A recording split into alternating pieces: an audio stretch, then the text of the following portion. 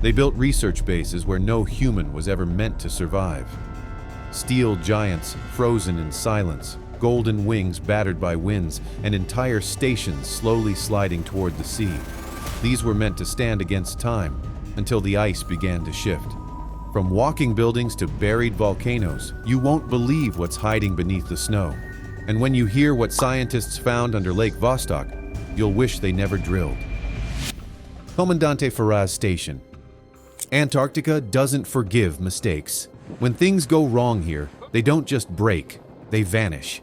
And in 2012, Brazil learned that the hard way. A fire swept through their original Comandante Ferraz Station, tearing it apart in the dead of night. Labs, sleeping quarters, power systems, gone.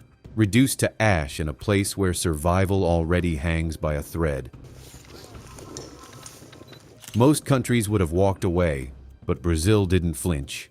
They rebuilt, not just the structure, but the legacy. And what they unveiled in 2020, a station so advanced it made its predecessor look prehistoric. It's great in scientific terms to see the capacity that we'll have. Spread across 4,500 square meters, the new Comandante Ferraz stands raised on steel stilts, a twin-winged fortress engineered with one mission: never burn, never bury, never break again. It's a fully self-sufficient building in the most remote, harshest continent on Earth, so that does come at a cost. Snow drifts roll harmlessly underneath. Fire barriers are reinforced. And behind the walls, a brain powered by international teamwork. Brazil joined forces with local firm Estudio 41 and Chinese construction giant CEIEC. Together, they pulled knowledge from aerospace, geotechnics, and extreme fireproofing. Every panel, vent, and corridor were calculated. Nothing was left to chance. It boasts 17 laboratories and can accommodate up to 64 people. Inside those wings, 17 fully equipped labs hum with science: DNA sequencers, water purifiers, meteorological tools. Some rooms study bacteria from sub-zero soil. Others analyze how climate change is reshaping the Southern Ocean right outside the base's doorstep. But it's not just science. Brazil knew that human survival here depends on more than gear. So they built comfort into the blueprint. A gym to stay sane, a library to stay sharp, private rooms to keep isolation from breeding cabin fever. And yes, wind turbines and solar arrays provide most of the station's power. Every inch of it was prefabbed, shipped in sections, and assembled during the short summer window. A construction ballet with no second chances. The location? Just 45 meters from the sea, positioned between two meltwater lakes for easy access to critical resources and climate data. This wasn't a rebuild, it was a message. It took years to build, as Antarctica's extreme weather meant workers could only be on site for 4 months of the year. Brazil wasn't just returning to Antarctica, they were upgrading, investing in a future where their station doesn't just survive, it leads. And that drive, to rise from failure with something stronger, sets Brazil apart. Princess Elizabeth Station. If Brazil came to Antarctica to beat the wind, Belgium arrived to rewrite the rulebook. Tucked into the jagged spine of the Uitsteinen Ridge, in East Antarctica's heartless interior, sits Princess Elizabeth Station, the world's first zero-emission polar base. At first glance, it looks like something out of a high-concept survival film. Sleek, sharp, aerodynamic. But behind the beauty is a build that nearly broke the ground, and the team building it. The station is a landmark on the path towards sustainable development, a demonstration of how the climate challenge can be met. The station sits on solid granite, which might sound stable, until it starts snapping drill heads and cooking equipment from sheer resistance. Anchoring the structure wasn't just hard, it was brutal. A battle against rock that had slept untouched for millions of years. Belgium didn't flinch. The station was designed and assembled entirely in Europe, then broken down into 100 containers, shipped from Antwerp, and rebuilt piece by piece in a frozen puzzle with no margin for error. What rose out of that nightmare? A tightly wound core of technology and survival, wrapped in 9 protective layers, from fireproof insulation to specialized pressure-controlling paper. Not a single layer wasted. Which are quite strong during the winter, and here during the winter you have no light. Now here's where it connects back to Jangbogo. Remember how wind in Antarctica isn't just a challenge, it's a predator? Princess Elizabeth is built to slice through it. Wind speeds here can soar past 300 kilometers per hour. Yet this station doesn't tremble. It leans into the storm with deliberate precision. And everything, every wire, every panel, is about clean energy. No diesel drums, no backup smoke-belching generators. This fortress runs on nature. 9 wind turbines generate up to 54 kilowatts. 284 solar panels crank out over 400 kilowatt hours on a good day. 30 thermal collectors heat the water. Almost 200 battery packs store the surplus. which recharges batteries as well, and it allows us to get the full power we need. And now, hydrogen fuel cells are being added, pushing it into a class of its own. The station recycles every drop of water. Not even a candy wrapper stays behind. Waste is flown out. Power needs are balanced automatically by a microgrid that doesn't wait for human input. It's a machine within a machine, thinking faster than the weather. And then comes the twist. In 2021, Belgium launched something no one saw coming. A fully electric exploration vehicle called Venturi Antarctica. It doesn't roar, it hums. No fuel, no fumes, just silence. Crawling across the ice like a whisper with wheels. Jangbogo Station. Let's move on to South Korea, a country that arrived in Antarctica with one clear mission: to challenge the wind and build something the ice couldn't erase. That mission gave rise to Jangbogo Station, a facility so futuristic it could be mistaken for a spaceport. Korea already has 2 Antarctic research stations, and the Jangbogo Station established in 2014 at Terra Nova Bay. Set against the frozen blue of the Ross Sea, this base opened in 2014 as South Korea's second research hub. But calling it a building is an understatement. Korea is celebrating the completion of its second research station in Antarctica. From a distance, it looks like a stealth aircraft crash-landed in the snow. That shape wasn't for looks. Engineers designed it inside wind tunnels, trying to survive a place where the air itself tries to kill. Those panels? They're not smooth. They're dimpled, like a golf ball. Sounds strange, but golf balls are designed to cut through air. The dimples reduce drag and keep snow from sticking. That alone can mean the difference between a door that opens and a frozen tomb. Inland research requires advanced techniques as there's a higher risk of cracks forming in the ice. The whole base is lifted off the ground, not for aesthetics, but survival. Down here, flat structures get swallowed. Snow piles up so fast it can block entrances in a single night. Elevating the building lets the storm pass underneath without turning it into a snow coffin. Inside, the station splits into a Y-shaped layout. One wing for science, one for living, and the third for core operations. Each is separated by fire-safe barriers, because here a fire isn't just dangerous, it's an extinction-level threat. If something burns, no one's coming to help. The nearest rescue could be weeks away. 5-layered glass insulates the windows, and waste heat from the power system gets recycled to keep the place warm. By building an Antarctic inland research station and an advanced ice-breaking vessel. Internet, limited video calls, rare. Bandwidth is for science. And during winter, the station is cut off entirely. 23 people are left behind in total darkness, surrounded by ice that could crack beneath their feet. Fresh food becomes a luxury, so they grow herbs and greens under LED lights, not just for health, but for the mind. In a place with no sun for months, a sprout of green can be the difference between sanity and silence. And yet, this is only the beginning. Because just beyond the Ross Sea, high in Antarctica's frozen mountains, another nation was pushing boundaries even further: Germany.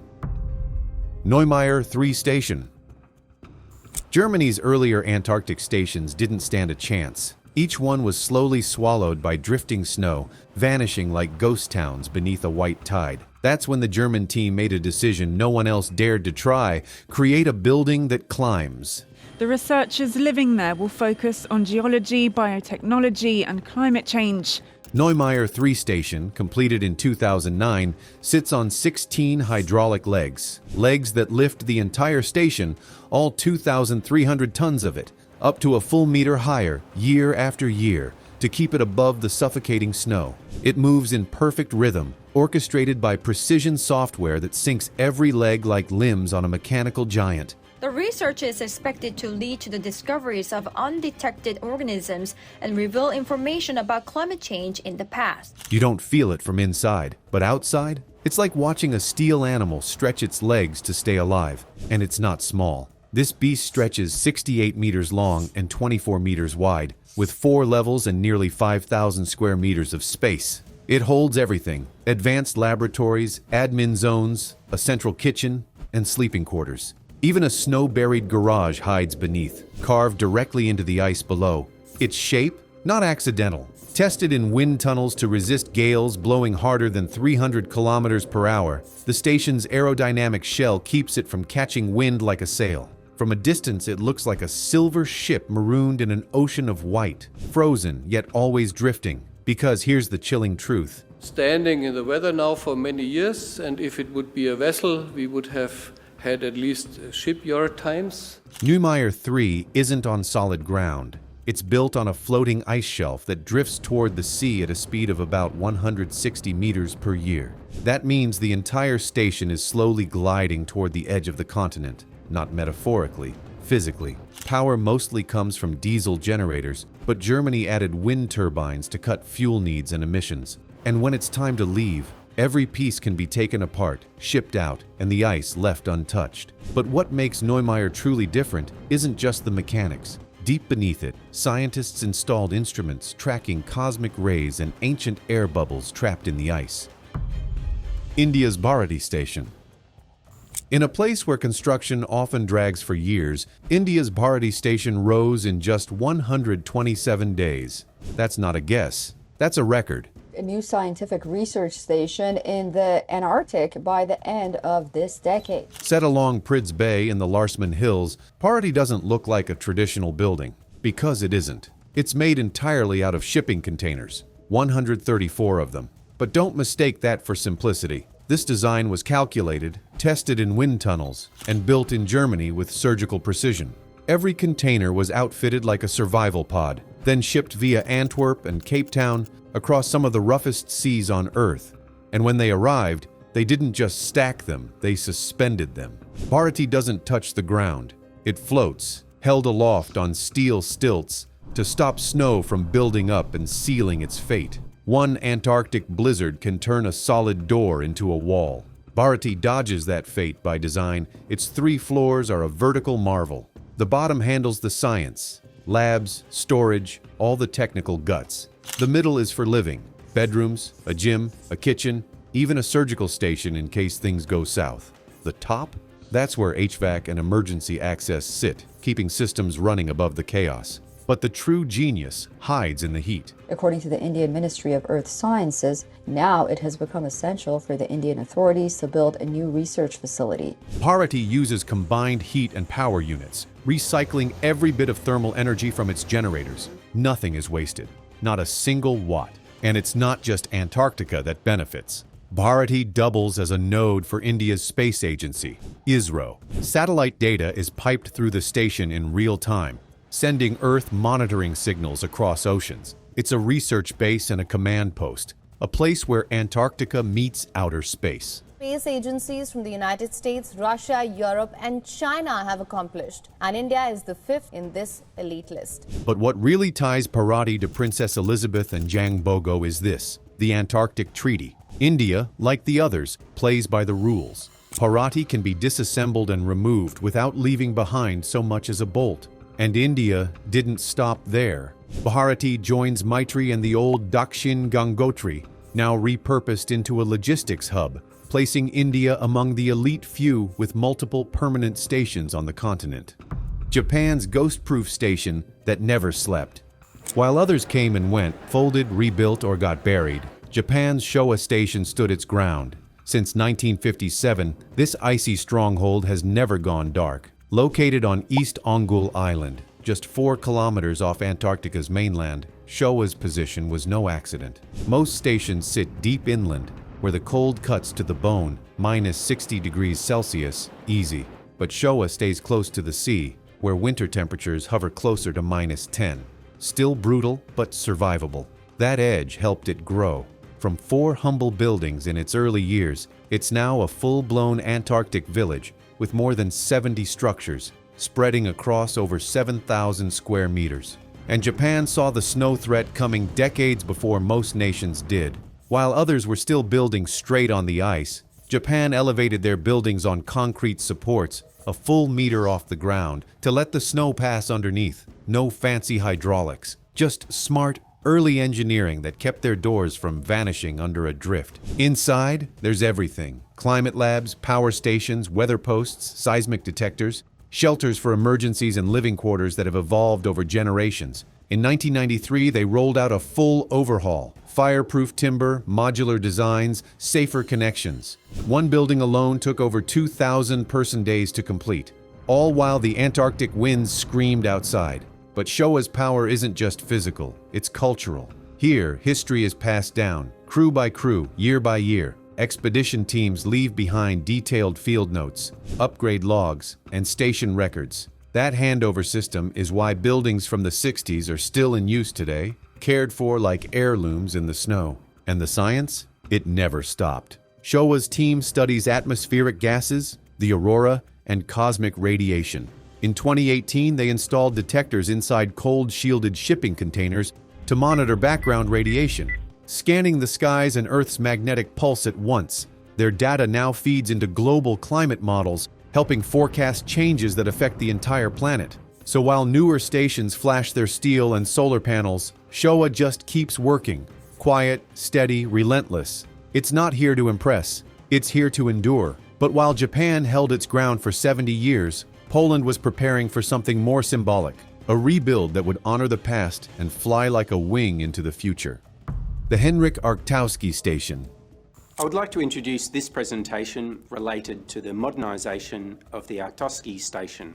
The Henryk Arctowski Station on King George Island had stood since the late 1970s, weathering storm after storm, but time had taken its toll. Snowdrifts climbed too fast. Salty winds corroded the walls. The land beneath kept shifting. So Poland made a bold call. Tear it down and build something that flies. Not literally, but it sure looks like it could. The Henryk Arctowski Station isn't just getting an upgrade. It's becoming a symbol of resilience, sustainability, and national pride, all wrapped in a sleek new shell that curves like the underside of an aircraft wing. The material, a golden copper aluminum alloy, coats the exterior, not for show but for survival. It resists salt, ultraviolet rays, and rust. For the first stage of the project to determine possible impact of the works in relation to the existing state of the environment. In the blinding white of Antarctica, this golden wing will gleam like a signal fire. But this is no beauty contest. Every part is being tested, perfected, and prefabricated in Poland, then packed into 113 containers and shipped to Antarctica. Assembly has to happen within a narrow construction window where hours matter and delays can become disasters. No second chances, no forgotten bolts. And the new station, elevated 3 meters above ground. Snow doesn't get to touch it. During off-season months, systems can be partially powered down to save energy. The interiors are layered in warm woods and compact cabins inspired by ship design. Efficient, cozy, and tough. They're also adding a greenhouse to grow food and protect crew mental health during the long polar dark. Melted glacier water will be harvested and stored in a secure reservoir. Wind and solar systems back up a hybrid power source, all tied into one intelligent energy loop. And Poland didn't forget the name. Henryk Arctowski was more than a label. He was one of the men behind the world's first overwintering scientific expedition in Antarctica back in 1897. The big challenge is the ice. It's opening, it's clenching, it's unclenching, vicious. His name carries history, and now it's leading the future. The total price tag? Around $40 million US. Completion is expected by 2027. When finished, it will hold up to 70 people in summer and around 20 through winter, transforming Poland's Antarctic presence from modest to monumental. But even with all these innovations rising from snow and steel, the real story isn't what's above the ice, it's what lies buried beneath it, a secret that may shape the future of the entire continent. the future no one's ready for. Antarctica, the world's southernmost, abundance of hidden minerals and energy sources. All these stations, golden wings, hydraulic beasts, floating labs, they're marvels. But once you peel back the concrete, steel, and solar panels, a deeper truth comes into view. Antarctica isn't just a place for science, it's the quietest power play on Earth. In many places, this is a system in turmoil, very dynamic and changing. More than 30 nations now operate research bases across the continent. On paper, they're here for climate data, biology, astronomy, and most are. But there's something else happening beneath the frost. The Antarctic Treaty, signed back in 1959, bans military operations and resource extraction. But that's the key word. Bans it for now. It's like trying to haul up the Khumbu ice field on the slopes of Everest. Nothing stops nations from studying the land, mapping the minerals, or placing long-term tech with research labels. And here's where it gets serious. Satellite surveys suggest Antarctica may be hiding up to 200 billion barrels of oil, enormous reservoirs of natural gas, and caches of rare earth elements vital for global tech, from smartphones to satellites. Today, it's off limits. But in 2048, the treaty is up for review. After that, the scramble could begin. Still, it's not just about minerals. What's under the ice is even stranger. Antarctica has over 400 subglacial lakes. The largest, Lake Vostok, lies buried beneath 4 kilometers of ice. When Russian scientists drilled into it in 2012, they pulled out water samples containing microorganisms like nothing found on the surface. First theorized by Russian scientist Peter Kropotkin at the end of the 19th century. Some called it contamination. Others whispered something else. Isolated ecosystems untouched for millions of years, or possibly something more unsettling. And then there's Mount Erebus, one of Earth's only volcanoes with a constant lava lake, right here in the coldest place on the planet. Under the West Antarctic ice sheet, researchers have detected hotspots of intense geothermal energy enough to melt ice from below. If that energy spreads, ice loss could accelerate, and sea levels would follow. But that's not all. Near Lake Vostok, magnetic anomalies have been recorded, patterns eerily similar to those found near meteorites or buried metal structures. No one knows what's causing it. Some say it's just rock. Others suggest ancient impact sites. Geothermal heat is that heat produced by the rocks of the Earth's mantle and crust. And whilst we may all intuitively think of rocks as cold, the more extreme theories? You've probably heard them. Hidden civilizations, spacecraft, secret bunkers. The truth, still locked beneath 4 kilometers of silence. Even NASA's been here, not just for icy missions, but to use Antarctica as a stand-in for Mars. Isolation, extreme cold, limited supplies. It's Earth's closest match to off-world survival. To some, these stations aren't just polar outposts. They're blueprints for colonizing space. So what are these nations really building? Yes, it's about science, but it's also about presence. Position, preparedness, a race that's already begun, quietly, with steel, with sensors, with flags frozen in the wind. So now, the questions turn to you. Which of these stations would you trust your life to? The moving giant, the golden wing, the stealth fortress? What secrets still lie buried under the ice? And when 2048 comes, who will be the first to claim the land beneath our last untouched frontier? Let us know in the comments. And if you want more stories from the edge, from frozen frontiers to secrets carved in stone, hit that subscribe button. We're just getting started.